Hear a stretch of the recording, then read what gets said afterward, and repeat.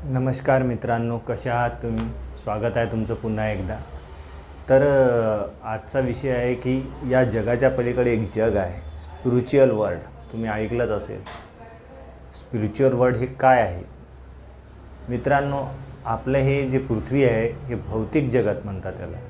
या भौतिक जगाच्या पलीकडं एक स्पिरिच्युअल वर्ल्ड आहे. त्याबद्दल आपण आज जाणून घेणार आहोत. मित्रांनो, आपला जाणारा आणि येणारा श्वास हा या प्रकृतीच्या माध्यमातून नियंत्रित होत असतो. मी मागच्या व्हिडिओमध्ये तुम्हाला सांगितलं असेल इडा आणि पिंगला नाडी. तर काही काळ आपला श्वास इडामधून आणि काही काळ पिंगलामधून चालू असते. ध्यानाच्या काळात हा श्वास मात्र सुषुम्ना नाडी म्हणजे दोन्हीही नाडीच्या मध्ये जी नाडी असते त्याला सुषुम्ना नाडी म्हणतात. त्या माध्यमातून हा श्वास चालू असतो आणि जेव्हा हा श्वास चालू असतो तेव्हा आपण स्पिरिच्युअल वर्ल्ड म्हणजेच जे भौतिक जगत आहे त्याच्या पलीकडची एक वेगळं जगत आहे,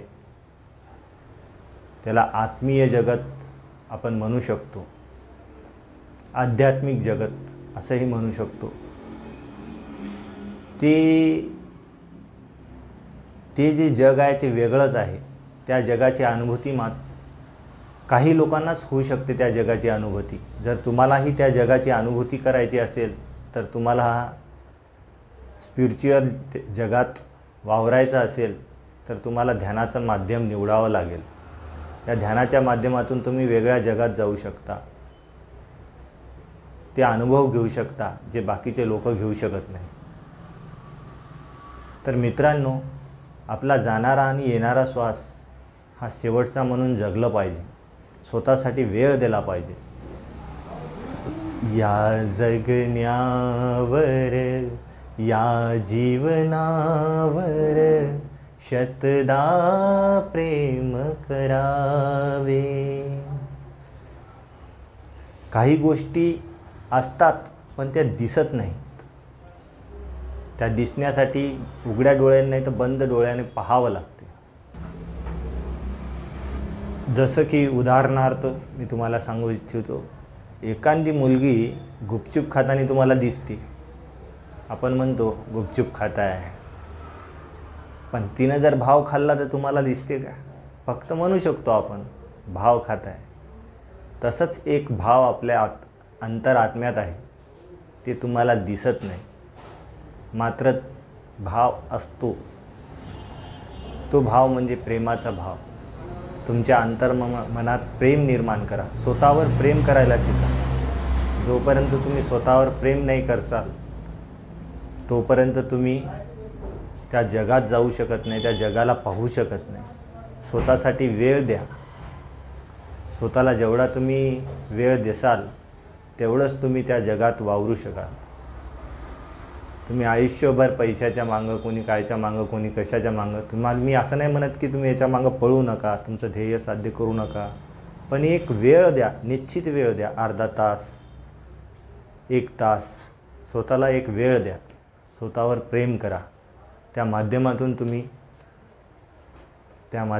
तुम्ही स्पिरिच्युअल जगात जाऊ शकता, वावरू शकता. त्या जगातली अनुभूती फार वेगळी आहे, तिचा आनंद हा वेगळा आहे. या भौतिक जगात अशी कोणतीच वस्तू नाही की तेवढा आनंद तुम्हाला देऊ शकेल. कोणतीच वस्तू नाही. ते निश्चल प्रेम आहे आणि ते तुमच्या आतमध्येच आहे. फक्त तुम्हाला डोळे बंद करून शांत होण्याची गरज आहे. मित्रांनो, तुम्हाला जर त्या स्पिरिच्युअल जगात वावरायचं असेल तर ही वेळ गमावू नका. जसं जसं तुमचं वय वाढत जाईल तसं तसं तुमची कॅपॅसिटी कमी होत जाते, तुमची क्षमता कमी होत जाते.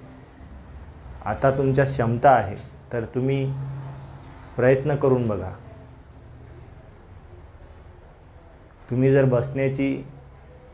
अर्धा तास बसण्याची प्रॅक्टिस केली ना रोज तरीही खूप आहे. एकदा तुम्ही बघा करून. जर तुम्हाला वेगळी अनुभूती नाही आली तर मला कॉमेंट करून सांगा. तर ठीक आहे मित्रांनो, त्या स्पिरिच्युअल जगात जाण्यासाठी तयार राहा आणि स्वतःवर प्रेम करा, स्वतःला वेळ द्या. धन्यवाद.